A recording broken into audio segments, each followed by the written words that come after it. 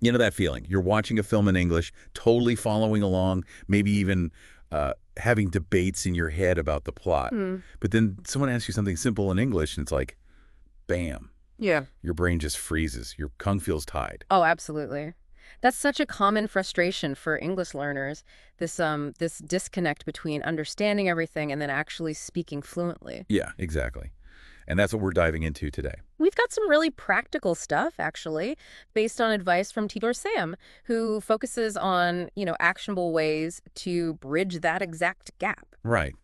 So our mission here is to unpack Sam's advice, pull up the best strategies, and give you, the listener, some solid tools to go from just understanding to, well, actively speaking with more confidence. Okay, so where does Sam start? It's with something pretty fundamental, isn't it? Yeah, the basic difference, listening and speaking. They're just not the same skill. That's the core of it. Listening is, passive reception mostly. You're taking information in. Speaking, though, that's active creation. Active creation and delivery, yeah. You have to formulate the thought, find the words, structure the sentence, actually say it. Exactly. They use different parts of the brain, different processes. Sam makes the point that just because you understand doesn't mean your brain is trained to convert your thoughts into spoken English smoothly. It needs that specific workout, that training. Mm-hmm. Which leads to Sam's first kind of interesting tip: silent English self-talk. Right. Just 5 minutes a day, silently narrating what you're doing. I'm making coffee now. I'm looking out the window. It sounds maybe too simple. But it's not, really. It's a low-pressure starting point. You're practicing forming those English thoughts, connecting words to actions all internally. Without the fear of saying it wrong out loud yet. Precisely. You're starting to build those pathways, that connection between thinking and English without the performance anxiety. Okay, let's talk about that anxiety, the fear factor, because that is huge for so many people. Fear of mistakes, pronunciation, being judged. I know I've felt that. Oh, absolutely. It's a massive barrier. And Sam points out correctly that this fear directly hits your confidence. And confidence is just crucial for speaking. If you're scared, you just won't try, right? Where you'll clam It over. becomes a bit of a cycle. You're afraid, so you don't speak, so you don't improve, which doesn't help the fear. Totally. But I love Sam's mindset shift here. Fluency is a better than perfection. That's so freeing. It really is. The goal is communication connection, not flawless grammar on the first try. Sam even reminds us, native speakers make mistakes all the time. We misspeak, we stumble. We definitely do. So aiming for perfect is just counterproductive. Right. And to actively fight that fear, Sam suggests something practical, a daily mirror affirmation. Okay. Tell me more. Just looking at yourself, saying something positive, like, today I will speak English with confidence, and then maybe just 2 minutes of talking to yourself in the mirror. Might feel awkward at first, I guess. Maybe a little. But it's about building that self-belief, that positive self-talk, specifically around speaking English. It's a small step towards building assurance. Okay, so foundation laid, fear addressed. Now for the hands-on technique Sam recommends for actually building fluency and confidence. First one, mirror conversations again, but this time out loud. Yeah, talking to yourself in the mirror. And Sam highlights a few benefits here. One, just getting used to your own voice speaking English, seeing yourself do it. Normalizing it for yourself. Exactly. And second, it really pushes your brain to think and speak at the same time. That's the core of fluency, isn't it? Reducing that lag time. Yeah, closing the gap between thought and speech. Plus, Sam mentions it can help with pronunciation, too, seeing how you form the sound. It can, yeah. You become more aware of your mouth movements. It's like, free, instant feedback. Your own built-in speaking partner. Okay, next up, shadowing. This one sounds intense but effective. It can be really effective.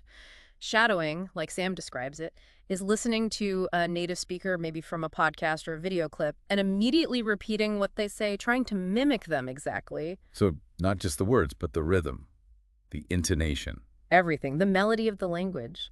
Zane calls it building muscle memory for your mouth. Oh, I like that. Training your mouth to make the sounds and rhythms naturally. Right. The tip here is to use short clips, like just 2 or 3 minutes, and practice sentence by sentence, maybe for 15 minutes a day. That feels manageable. Not trying to shadow a whole movie at once. No, definitely not. Short bursts, focused practice. It helps you really tune into those nuances of spoken English. Okay, good tip. Then there's self-recording. Uh-oh. Listening back to yourself. Uh-huh. Yeah, that can be a bit cringe-inducing for some people. Definitely. But Sam makes a great point. It's incredibly valuable for objective feedback. We often don't hear our own stumbles or pronunciation issues until we listen back. You become your own coach, as Sam puts it. Exactly. You can identify your strengths, your weaknesses, areas to work on. And the method suggested is smart. Pick a topic, like my favorite food or something simple. Speak for a minute or two, record it. Then, and this is key, wait a few days before listening back. For some distance. Fresh ears. Right. Then you listen, maybe make some notes, and then try recording yourself on the same topic again later and compare. Oh, that's good. See the progress directly. Yeah, it makes improvement tangible, which is really motivating. Okay, these are great techniques for building the mechanics, but what about actually using it? Like in conversations. Sam has ideas for that too, starting with conversation prompts. Yeah, prompts are great because they solve the what do I talk about problem. Which is a real hurdle sometimes. Definitely. Prompts give you a starting point, make practice easier, and crucially, they train you to react more quickly like you have to in a real chat. And Sam gives simple examples. Yeah. What do you love about your country? What did you do last weekend? Things you might actually get asked. Exactly, everyday stuff. The idea is to practice answering them out loud daily if possible. Build that quick response muscle. Makes sense. Then, the next logical step, finding actual speaking partners or joining conversation clubs, stepping into the real world, basically. This is where the rubber meets the road, you know? Practicing alone is good, but interacting with real people, that's different. How so? Yeah. What are the key benefits, Sam points out? Well, huge confidence boost, obviously. Using your English to actually connect, you get real-time feedback, and it simulates real life. You have to listen, understand, and respond on the fly. It forces that active listening and responding skill. Totally. And Sam mentions platforms like Tandem, HelloTalk, even specific Facebook groups, suggesting just 15 minutes a day with a partner. 15 minutes doesn't sound too daunting. It's consistent effort. Consistency is key. Short, regular practice often beats infrequent long sessions. Okay, another really interesting point from Sam. Learning phrases, not just words. Oh, this is a big one. Think about how native speakers talk. We use chunks of language, right? Collocations, idioms, set phrases. Yeah, we don't usually build sentences one word at a time, thinking about each grammatical rule. Exactly. So learning these phrases or chunks helps you sound more natural and speak more quickly because you have these ready-made blocks to use. Like Sam's example. Yeah. Learn, I was disappointed because, as a unit, instead of just the word disappointed. Precisely. It gives you a frame you can plug things into. It helps avoid that slow, word-by-word translation feeling and sound. That's a really powerful shift in thinking about vocabulary learning. It's about usability. And that leads into another key idea, integrating English into your daily life, making it unavoidable almost. Beyond the study time. Right, making it part of your routine. This is where real immersion starts, even if you're not living in an English-speaking country. And Sam has some great simple examples. Change your phone language to English. Yep. Write your shopping lists or to-do lists in English. Follow a recipe or a workout video in English. Little things that add up to a lot more exposure and practice without feeling like formal study. I like the cooking video one. Learn something new and practice English. Multitasking. Win-win. Of course, vocabulary is still important, but Sam stresses actively using new words. Not just making lists. Exactly. Memorizing lists is one thing, but actually pulling that word out of your brain and using it in a sentence when you're speaking, that's the skill you need. So the tip is the vocabulary journal. 5 new words a day. And this is the crucial part, actually saying them out loud in your own original sentences. Actively retrieving and using them, that's what makes them stick for speaking. Active recall. Makes sense. Okay, nearly there. Practicing real-life scenarios. Role-playing almost. Yeah, sort of like mental rehearsal. Thinking about common situations, ordering coffee, asking for directions, checking into a hotel, and practicing the language you'd need. Like Sam's example. Excuse me, can you help me find the post office? Right. You imagine the situation, maybe even say the lines out loud.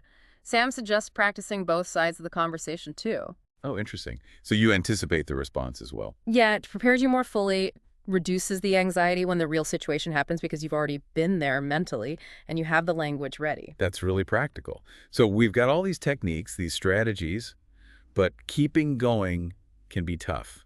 Motivation is key. Absolutely crucial. Language learning is a marathon, not a sprint. And Sam's advice here is about celebrating the small wins. Not waiting until you're perfect or fluent to feel good about it. Exactly. Every time you try to speak, every time you manage to communicate something, even imperfectly, that's a win. acknowledge it. And the confidence diary idea helps with that. Yeah, just jotting down small achievements. Today I asked for the bill in English. I understood the main point in a meeting. It makes your progress visible. Builds momentum, combats discouragement. It shifts the focus from what you can't do yet to what you are doing. That's a much healthier perspective. And finally, Sam wraps up by reminding us what the real goal is. Yeah, it's not about passing a grammar test necessarily. It's about being understood. It's about feeling confident enough to express yourself. Connecting with people. Exactly. Sam frames it as connection, expression, even freedom, not just language rules. It's about what the language allows you to do. That's a great way to look at it. So, wrapping this all up, Teacher Sam's message seems clear. Closing that understanding speaking gap needs active, consistent practice. Yep, focusing on fluency over perfection. And finding ways, like all these tips, to weave English speaking into your actual life. It's about doing, not just knowing, taking those small steps consistently. So, for everyone listening, think about these ideas. Which one or two resonate most with you right now? Maybe the silent self-talk feels easy to start. Or perhaps shadowing, or even just committing to that 15 minutes with a speaking partner. The key thing is to pick something, just one thing maybe, and actually try it, experiment, see what works for you. Which leaves us with a final thought for you to chew on. How could actively using even just one or two of these strategies really change things for you? How might it shift your confidence, your willingness to communicate in English? What's one small step, one concrete action you'll take today to start speaking more?